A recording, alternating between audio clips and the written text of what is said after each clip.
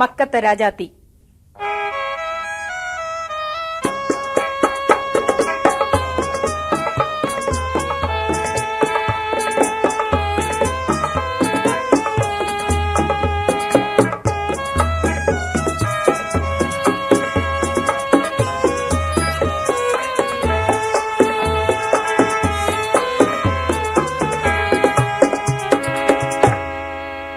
Arabian മണൽക്കാടിന്റെ മധ്യത്ത് ഒരു പുതിയ സംസ്കാരത്തിന്റെ പൂമൊട്ട് ഇതളിട്ട് വിരിയുന്നു. ഒരു പുതിയ തത്വശാസ്ത്രത്തിന്റെ പ്രഭാനാളം പൊട്ടിവിടരുകയാണ്.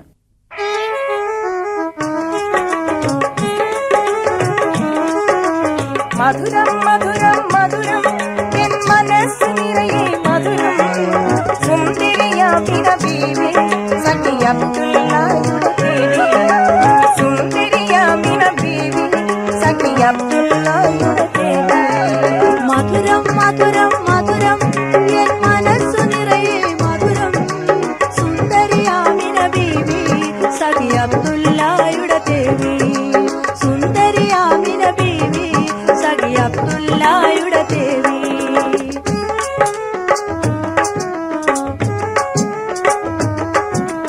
ഗർഭിണിയാണ് ഭൂമി ഭർത്താവിനെ കാണുവാനായി, കച്ചവടത്തിന് പോയി കണവൻ കഥയറിയാനായി, കച്ചവടത്തിന് പോയി കണവൻ കഥയറിയാനായി.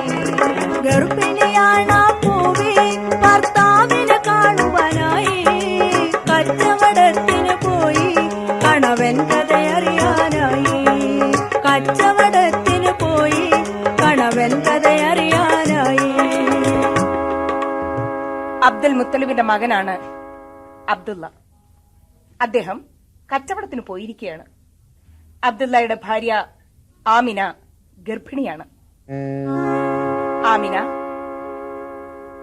എന്നും പ്രതീക്ഷയോടെ ഭർത്താവിനെ കാത്തിരിക്കും. ഒരു ദിവസം വാണിജ്യം തീർന്നു വരും എന്നറിഞ്ഞു, തെക്കം പതി വന്നു കാണാൻ കുതിച്ചു. വാണിജ്യം തീർന്നു വരുന്നെന്നറിഞ്ഞു, തെക്കം പതി വന്ന് കാണാൻ കൊതിച്ചു. ആമിന പതിവ് പോലെ ഭർത്താവിനെ പ്രതീക്ഷിച്ച് അകലേക്ക് നോക്കി നിൽക്കുമ്പോൾ അവ്യക്തനായ ഒരാൾ കുതിരയെ ഓടിച്ച് പാഞ്ഞു വരുന്നത് കണ്ടു.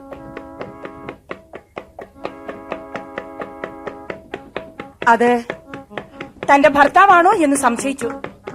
അപ്പോൾ വന്നണയുന്നൊരു കുതിരക്കാരൻ വാർത്ത പറഞ്ഞ പെൺമണിയോട്, ദീനമതേതോ ബാധിച്ചു നാഥനയുള്ളൂ വീണു മരിച്ചു. വന്നണയുന്നൊരു കുതിരക്കാരൻ വാർത്ത പറഞ്ഞ പെൺമണിയോട്, ദീനമതേതോ ബാധിച്ചു നിന്നാഥനയുള്ളൂ വീണു മരിച്ചു.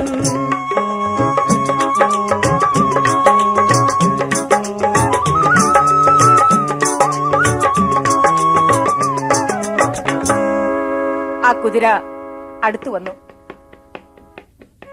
കുതിരക്കാരൻ ആമിനയോട് പറഞ്ഞു, ആമിനെ, ഞങ്ങളോടൊപ്പം കച്ചവടത്തിന് വന്ന നിങ്ങളുടെ ഭർത്താവ് നല്ലവനായ അബ്ദുല്ല കച്ചവടം കഴിഞ്ഞ് മടങ്ങി വരുന്ന വഴിക്ക് പെട്ടെന്നൊരു അസുഖം പിടിപെട്ടു മരിച്ചു.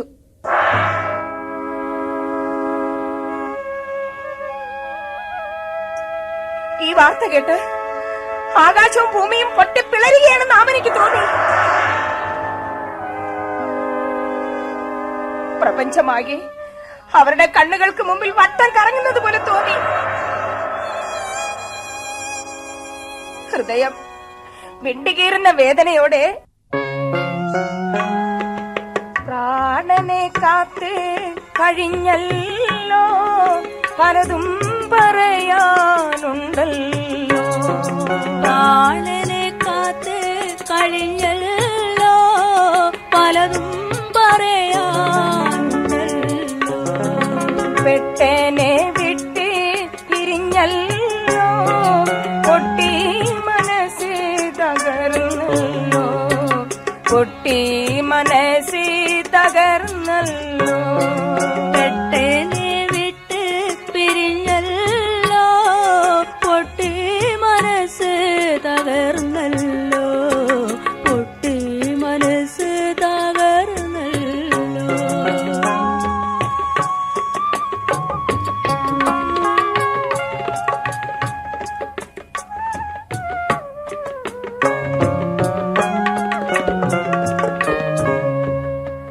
പ്രതീക്ഷകളുടെ നക്ഷത്ര പന്തലിൻ കീഴിലാണ് ഞാൻ ഇന്നോളം ജീവിച്ചത്. എന്റെ ജീവിതത്തിന്റെ സുരക്ഷിതത്വത്തിനു വേണ്ടി എന്റെ വയറ്റിൽ കിടക്കുന്ന കുഞ്ഞിന്റെ ഭാവി ഭദ്രതയ്ക്ക് അങ്ങ് പണമുണ്ടാക്കാനാണല്ലോ പോയത്. ഇന്നിതാ ഞാൻ കേൾക്കുന്നത് അങ്ങയുടെ മരണവാർത്തയാണല്ലോ. അല്ലാഹുവേ തുണ നീയല്ലാതില്ല, എല്ലാ പ്രതീക്ഷയും പോയി മറഞ്ഞല്ലോ.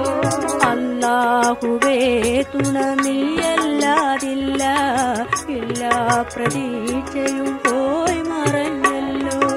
വിധിയെന്നിലീ വിധം വന്നു ചേർന്നല്ലോ, മതിയെന്നെ വിട്ട് ഞാൻ വിധവയായല്ലോ.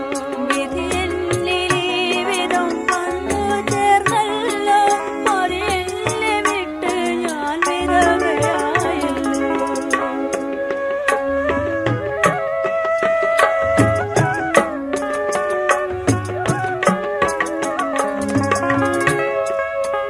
എന്റെ പ്രിയപ്പെട്ട രക്ഷിതാവേ, അല്ലാഹുവേ, എനിക്കെന്റെ ഭർത്താവില്ലാതെ ഒരു നിമിഷം പോലും ജീവിച്ചിരിക്കാൻ സാധ്യമല്ല. എനിക്കിനി ജീവിക്കണമെന്ന ആഗ്രഹമേയില്ല. ഏറെ താമസിയാതെ എന്നെയും നീ അദ്ദേഹത്തോടൊപ്പം ചേർക്കണമേ. ആ വിലാപധ്വനി അറേബ്യൻ മണൽക്കാടിന്റെ ശൂന്യതയിൽ വിലയം പ്രാപിച്ചു. അബ്ദുൽ മുത്തലിബിന്റെ മകൻ അബ്ദുള്ള ആമിനയുടെ ഹൃദയത്തിൽ വേദനകൾ ഉറഞ്ഞുകൂടിയ വെറും ഒരോർമ്മ മാത്രമായി അവശേഷിച്ചു. അതിപതിനെ ബിമഹമൂദരുമത്തോരെ കഥയിത് അറിഞ്ഞിടാനാണല്ലോ, അബുലർവഹവരവതാരം ചെയ്തരും റബീഉൽ തന്നെയാണല്ലോ. അതിപതിനെ ബിമഹമൂദരുമത്തോരെ കഥയിത് അറിഞ്ഞിടാനാണല്ലോ, അബുലർവഹവരവതാരം ചെയ്തരും റബീഉൽ തന്നെയാണല്ലോ.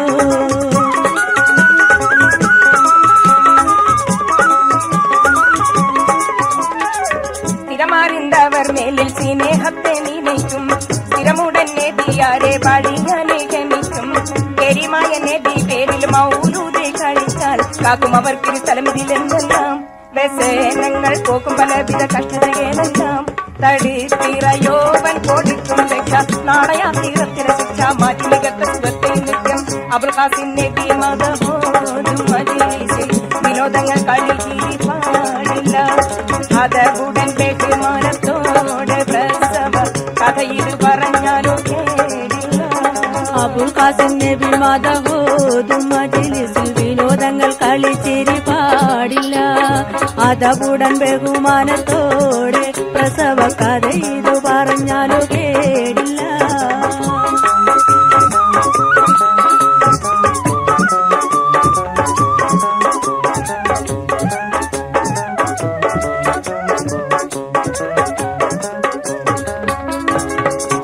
ക്രിസ്താബ്ദം 571 ഏപ്രിൽ മാസം 20-ാം തീയതി റബീഉൽ അവ്വൽ 12-ന് അത് സംഭവിച്ചു.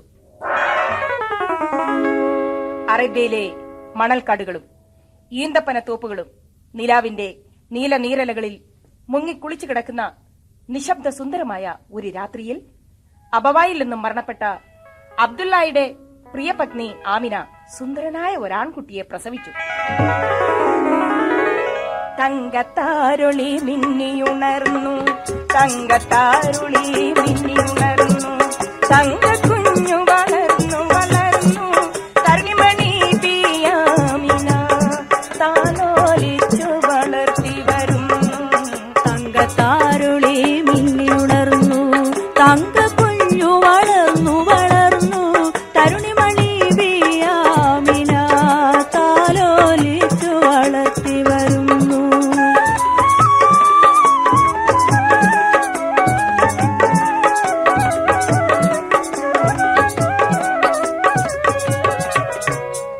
ആമിനയുടെ പരിപൂർണ സംരക്ഷണം ആ പിഞ്ചു കുഞ്ഞിന് ലഭിച്ചില്ല.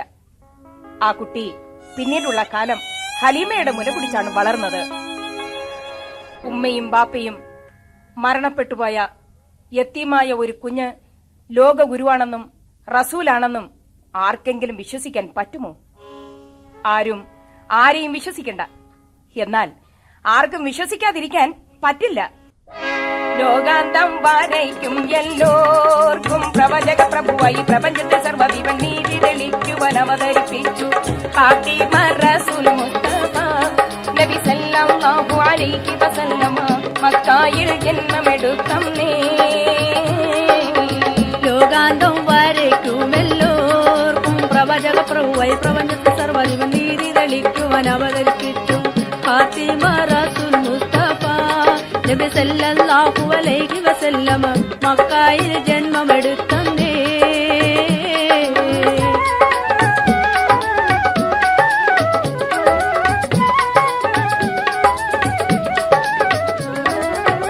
ലോകത്തന്നൊരു ദിവ്യസൂരം വിരിഞ്ഞതിൻ പരിവളം പരനിഹപരത്തിലും അത്ഭുതം കൂടി സർവത്ര സമൂഹം. കാലത്തിനെന്തോ മാറ്റങ്ങൾ വരുന്നെന്ന് പറഞ്ഞ പ്രതീക്ഷയിലൂടെ വീക്ഷിച്ചു കഴിഞ്ഞിടുന്നേ. ലോകത്തൊന്നൊരു ദിവ്യസൂനം വിരിഞ്ഞത് പരിമളം പരനിഹപരത്തിലും അത്ഭുതം കൂടി സർവത്ര സമൂഹം. കാലത്തിനെന്തോ മാറ്റങ്ങൾ വരുന്നെന്നു പറഞ്ഞു പ്രതീക്ഷയിലൂടെ വീക്ഷിച്ചു കഴിഞ്ഞിടുന്നേ.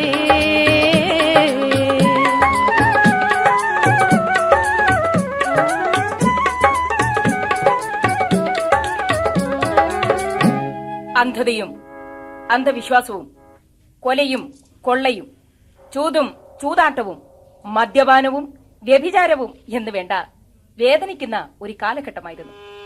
ക്രിസ്താബ്ദം 571 അപ്പുറത്തേക്ക് കടന്നു നോക്കിയാൽ വേദന വിങ്ങുന്ന അന്നത്തെ സമൂഹത്തിനു മുന്നിൽ സന്മാർഗത്തിന്റെ തൗഹീദുമായി എത്രയോ പ്രവാചകന്മാർ വന്ന് കടന്നുപോയി.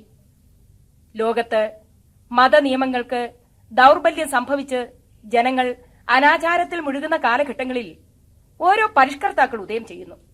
ആ മഹാത്മാക്കൾ അവരുടെ ജീവിതചര്യകളും വിശിഷ്ട ഉപദേശങ്ങളും ലോകത്തിന് മാതൃകകളായി നൽകി ജനങ്ങളെ സൽപാന്താവിലേക്ക് നയിക്കുന്നു.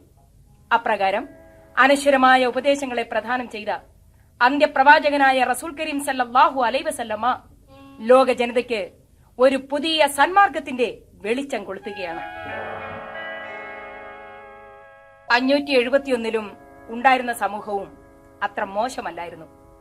571 ഏപ്രിൽ മാസം 20-ാം തീയതി റബീഉൽ അവ്വൽ 12-ന് പ്രവാചക പ്രഭു ഭൂജാതനായി. റബീഉൽ അവ്വൽ 9 തിങ്കളാഴ്ചയാണ് റസൂൽ ജനിച്ചതെന്നും ചില ആധുനിക ഗണിത വിദഗ്ധന്മാർ അഭിപ്രായപ്പെടുന്നുണ്ട്. മണ്ണിൽ മഹത്വങ്ങളെല്ലാം മറന്നു മതിച്ചൊരു കാലത്തെ മക്കത്തെ മണ്ണിൽ മധുരം പകർന്നു തന്നാരോപൽ പൂമൂത്ത്. മണ്ണിൽ മഹത്വങ്ങളെല്ലാം മറന്ന് മതിച്ചൊരു കാലത്ത് മക്കത്തെ മണ്ണിൽ മധുരം പകർന്നു തന്നാരോപൽ പൂമൂത്ത്.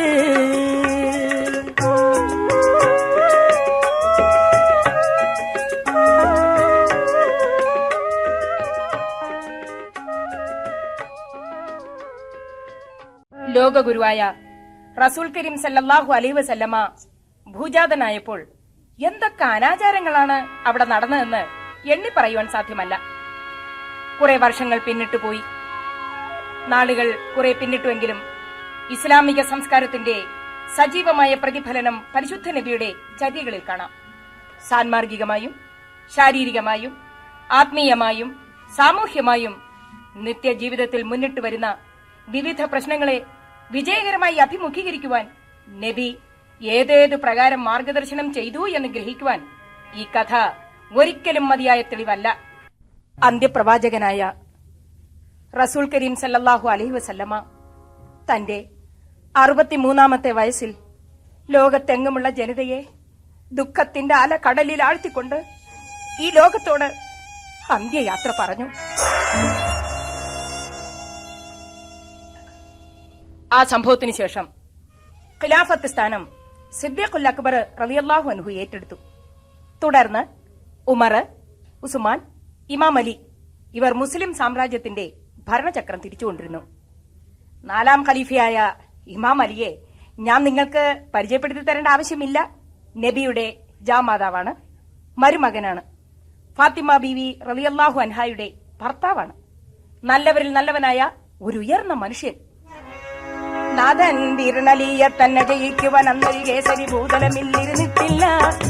നഗരാകടിങ്ങിട് നാമപ്രസിദ്ധൻ തീരാതാത്ത പൂരിൽ ചുറുചുറുക്കോടുടനർത്തി വരുത്താൻ മാനസകൽപ്പും അന്നൊരുവർക്കില്ല.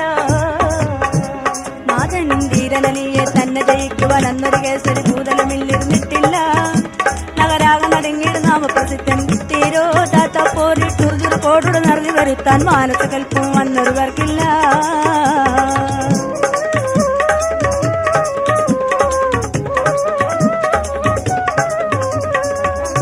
സമർത്ഥനും ധീരനുമായ ഇമാം അലി ഏറെ താമസിയാതെ തന്നെ രാഷ്ട്രീയ പ്രതിയോഗികളാൽ വധിക്കപ്പെടുകയാണുണ്ടായത്. അനന്തരം രാജ്യവും സിംഹാസനവും അമീർ മുആവിയയുടെ കൈകളിൽ അകപ്പെട്ടു. ഇമാം അലിയുടെ വേർപാടിൽ ഇസ്ലാമിക സാമ്രാജ്യത്തെയും ദീനിന്റെ അനുയായികളെയും നബി കുടുംബത്തെ തന്നെയും അഗാധമായ ദുഃഖത്തിന്റെ മഹാസമുദ്രത്തിലാഴ്ത്തി. ഹസ്രത്ത് ഇമാം അലിയുടെ ചോരയിൽ നാം വിട്ട 2 പിഞ്ചോമന കുഞ്ഞുങ്ങൾ ഹസൈനും ഹുസൈനും പൊട്ടിക്കരഞ്ഞുപോയി. ഭർത്താവിന്റെ വേർപാടിൽ ഫാത്തിമ ബീവി റളിയല്ലാഹു അൻഹ ബോധശൂന്യയായി നിലം പതിച്ചു. ആദരവായ റസൂലിൻ മകൾ ഫാത്തിമ, തന്റെ മക്കൾ യാ ഹസൈനും യാ ഹുസൈനുള്ള, മകനും യാ ഹുസൈനുള്ള. ആദരവായ റസൂലിൻ മകൾ ഫാത്തിമ, തന്റെ മക്കൾ യാ ഹസൈനും യാ ഹുസൈനുള്ള, മകനും യാ ഹുസൈനുള്ള.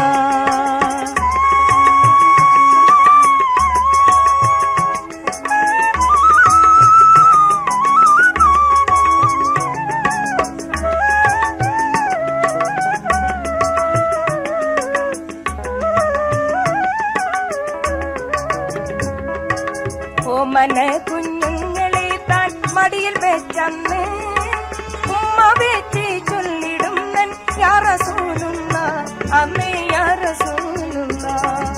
ഓമന കുഞ്ഞുങ്ങളെ താൻ മടിയിൽ വെച്ചന്ന് ഉമ്മ വെച്ച് ചൊല്ലിടുന്നൻ യാ റസൂലുള്ള, അന്ന് യാ റസൂലുള്ള. ലോകഗുരുവായ റസൂൽ കരീം സല്ലല്ലാഹു അലൈഹി വസല്ലമ ആ പിഞ്ചോമന കുഞ്ഞുങ്ങളുടെ പനിനീർ താളികൾ പോലുള്ള കുഞ്ഞക്കവിളിണകളിൽ, പുഞ്ചിരി ചോരുന്ന അധരങ്ങളിൽ എത്രയോ കുറി ചുംബിച്ചിട്ടുണ്ട്. പിഞ്ചുകിടാങ്ങളെ അമ്മേ ചുംബിച്ചു കണ്ണ് നിറഞ്ഞു, ചുംബിച്ചു കണ്ണ്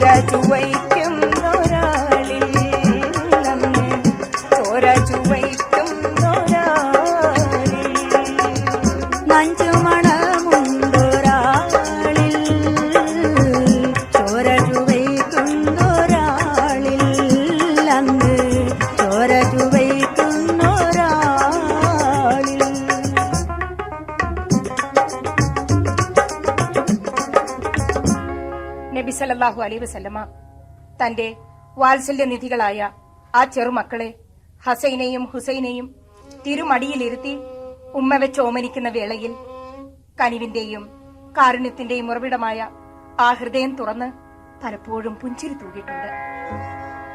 ചിലപ്പോഴെല്ലാം കണ്ണുനീർമുത്തുകൾ പവിത്രമായ ധാടിരോമങ്ങളെ തഴുകി നിലം പതിച്ചിട്ടുണ്ട്. കാരണം നഞ്ചി മണമുണ്ടോരാ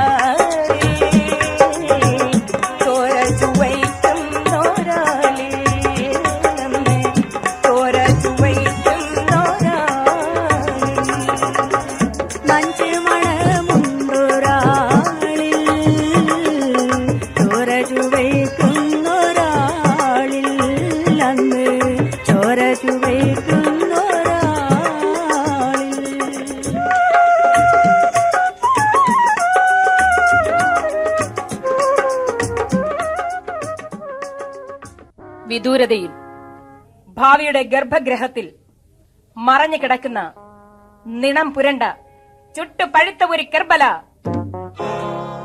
ദാഹം മടക്കുവാൻ കഴിയാതെ അശരണരായി ശത്രുവിന്റെ വാളിന്റെ വായ്ത്തല കൊണ്ട് വീരമൃത്യു വരിക്കുന്ന ഒരു ഹുസൈൻ, ഇവയെല്ലാം നബി ദർശിച്ചിരിക്കാം. ഇമാം ഹുസൈൻ റളിയല്ലാഹു അൻഹുവിന്റെ കൂടപ്പിറപ്പായ ജ്യേഷ്ഠ സഹോദരനായ ഹസൈനാർ തങ്ങൾ മുമ്പ് നബി മണത്തറിഞ്ഞ ആ വിഷജ്വാലയിൽ തന്നെ വെന്തു മരിച്ചു. അറേബ്യയിലെ പ്രധാനപ്പെട്ട 2 ഗോത്രങ്ങളാണ് ബനു ഹാഷിം, ബനു ഉമയ്യ. ഇതിൽ ബനു ഉമയ്യ അമീർ മുആവിയയുടേതും ബനു ഹാഷിം റസൂൽ കരീം സല്ലല്ലാഹു അലൈഹി വസല്ലമയുടേതുമാണ്. 4ാം ഖലീഫയായ ഇമാം അലിക്ക് ശേഷം ദീനോർക്കൊരളില്ല മക്ക നഗർ തന്നിൽ ദീനെ നടത്തിയോരൊക്കെ മറപെട്ട്, ദീനോർക്കൊരാളില്ല മക്ക നഗർ തന്നിൽ ദീനെ നടത്തിയോരൊക്കെ മറപെട്ട്.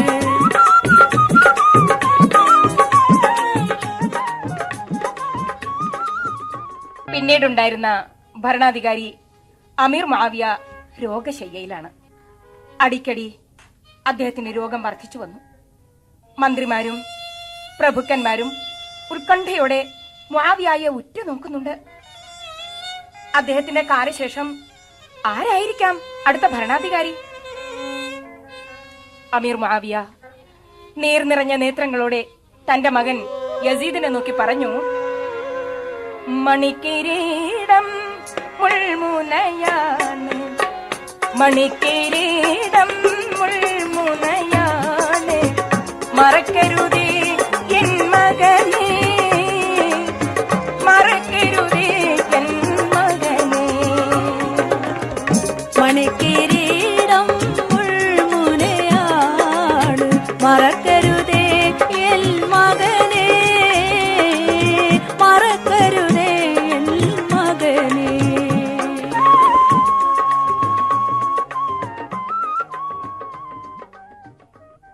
സംശയിക്കണ്ട, രാജ്യവും സിംഹാസനവും നിനക്ക് തന്നെ. പക്ഷേ അധികാരത്തിന്റെ ചെങ്കോൽ സത്യത്തിന്റെയും നീതിയുടെയും ഭാരമുള്ളതാണ്. മരണം മനുഷ്യന്റെ കൂടപ്പിറപ്പാണ്, നീ അത് മറന്നു കളയരുത്. പിന്നീട് അധികനാൾ അദ്ദേഹം ജീവിച്ചിരുന്നില്ല. അമീർ മുആവിയയുടെ കാലശേഷം ഒരു പുതിയ ഭരണകൂടത്തിന്റെ ആരംഭമിടുകയാണ്. ഹിജ്റ 61 വർഷം ഇസ്ലാമിക ചരിത്രത്തിൽ അതിപ്രധാനമായ ഒരു അധ്യായം യസീദിന്റെ സ്ഥാനാരോഹണത്തോടെ ആരംഭിക്കുകയുണ്ടായി. വീണ്ടും ദീനോർക്കൊരളില്ല മക്ക നഗർ തന്നിൽ ദീനെ നടത്തിയോരൊക്കെ മറപെട്ടി, ദീനോർക്കൊരാളില്ല മക്ക നഗർ തന്നിൽ ദീനെ നടത്തിയോരൊക്കെ മറപെട്ട്. മറപെട്ടി നാളിൽ യസീദ് മനം വെച്ച് മക്കത്തഴകിയെ കെട്ടുവാൻ ഞാനെന്ന്, മറപെട്ട നാളിലെ സീത് മനം വെച്ച് മക്കത്തഴകിയെ കെട്ടുവാൻ ഞാനെന്ന്. ഒരു സാമ്രാജ്യത്തിന്റെ ഉത്തരവാദിത്വം അള്ളാഹുവിന്റെ നാമത്തിൽ സത്യപ്രതിജ്ഞ ചെയ്ത് യസീദ് ഏറ്റെടുത്ത ശേഷം പിതാവിന്റെ മരണക്കിടക്കയിൽ നിന്നുമുള്ള ഉപദേശങ്ങളുടെ പ്രതിധ്വനി തേഞ്ഞു മായുന്നതിന് മുൻപ് സത്യവിരുദ്ധത്തിന് മുതിരുകയാണ്.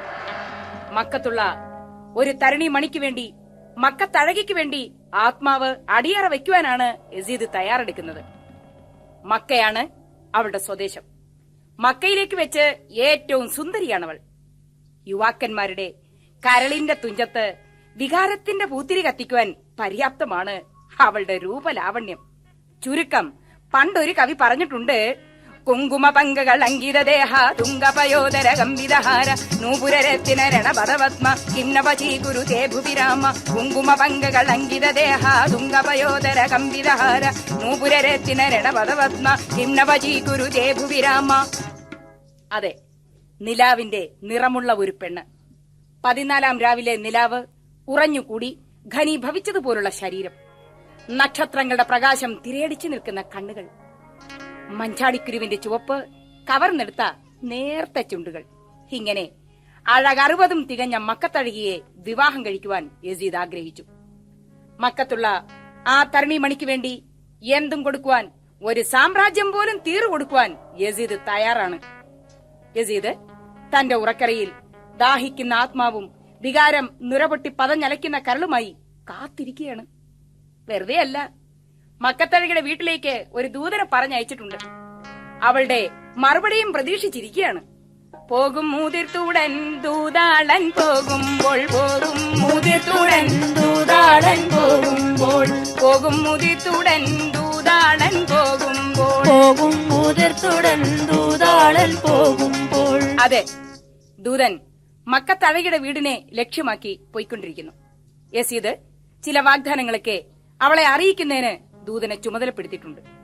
യസീദിനെ വിവാഹം ചെയ്യുവാൻ മക്കത്തഴകി തയ്യാറാണെങ്കിൽ അവളുടെ വീടകമൊക്കെ വീളങ്ങിടും പൊന്നാലെ വീകിച്ചും മാണിക്ക കട്ടില് പണി തീർക്കും. വീടാകമൊക്കെ വീളങ്ങിടും പൊന്നാലെ വീകിച്ചും മാണിക്ക കട്ടില് പണി തീർക്കും. ചെന്ന് പറയണം നാരിയവളോട് ചേർച്ചയിൽ മാല പൊൻകോവ തരാമെന്ന്. ചെന്നു പറയണം നാരിയവളോട് ചേർച്ചയിൽ മാല പൊൻകോവ തരാമെന്ന്. നല്ല നല്ല മാലകളും മാണിക്യം കൊണ്ടുള്ള കട്ടിലും തങ്കം കൊണ്ടുള്ള കസേരകളും, ചുരുക്കം വീടകമൊക്കെ വീളങ്ങിടും പൊന്നാലെ. വീടകമൊക്കെ വീളങ്ങിടും പൊന്നാലെ. വീട് തന്നെ സ്വർണമാക്കി കൊടുക്കാമെന്നാണ് യസീദ് പറയുന്നത്. യസീദിന്റെ ദൂതൻ ദാ പോകുന്നതേയുള്ളൂ. പോകും മുതിർത്തുടൻ ദൂതാളൻ പോകുമ്പോൾ പോരിശ പെറ്റ ഹസൈനാരെ കണ്ടാരേ. പോകും മുതിർത്തുടൻ ദൂതാളൻ പോകുമ്പോൾ പോരിശ പെറ്റ ഹസൈനാരെ കണ്ടാരേ. എന്നാൽ മറ്റൊന്നുകൂടി നിങ്ങൾ അറിഞ്ഞിരിക്കണം.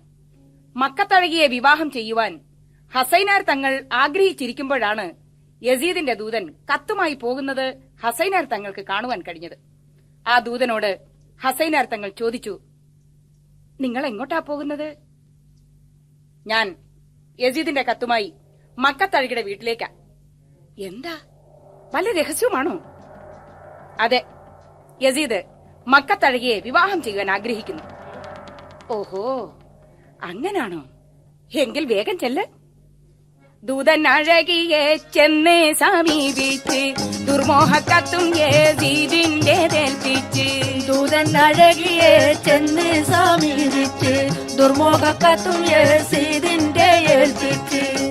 ഹസൈനാർ തങ്ങളിൽ നിന്നും വിടവാങ്ങിയ ദൂതൻ ആ കത്ത് മക്കത്തഴകിയെ ഏൽപ്പിച്ചു. നിരസത്തോടപ്സര കന്നി പറയുന്നു, നിമിഷത്തിൽ വേഗം നീ വീട്ടിലിറങ്ങിക്കോ. നിരസത്തോടപ്സര കന്നി പറയുന്നു, നിമിഷത്തിൽ വേഗം നീ വീട്ടിലിറങ്ങിക്കോ. ദുർമാർഗിയാകും യസീദിൽ ഞാൻ വാഴൂല, ദുരിതം സഹിച്ചാലും കല്യാണം ചെയ്യൂല. ദുർമാർഗിയാകും യസീദിൽ ഞാൻ വാഴൂല, ദുരിതം സഹിച്ചാലും കല്യാണം ചെയ്യൂല. ആ കത്തിലെ വാചകങ്ങൾ അവളെ വല്ലാതെ ക്ഷോഭിപ്പിച്ചു. വേഗം ഈ വീട്ടിൽ നിന്ന് ഇറങ്ങിക്കൊള്ളൂ. മേലാൽ ഇത്തരം കത്തുകളും കൊണ്ട് ഇങ്ങോട്ട് കടന്നു പോകരുത്. നീചനായ യസീദിനെ ഞാൻ ഒരിക്കലും വിവാഹം കഴിക്കില്ല. എന്ത് ദുരിതം തന്നെ സഹിക്കേണ്ടി വന്നാലും ശരി, എനിക്കത് സാധ്യമല്ല. യസീദിന്റെ ആഗ്രഹങ്ങളൊന്നും നടക്കാൻ പോകുന്നില്ലെന്ന് നീ അയാളോട് ചെന്ന് പറഞ്ഞേക്കൂ. ഞാനൊരു വിവാഹത്തിന് ആഗ്രഹിക്കുന്നുവെങ്കിൽ ഒരു പുരുഷനെയും ഞാൻ തന്നെ തീർച്ചപ്പെടുത്തിയിട്ടുണ്ട്.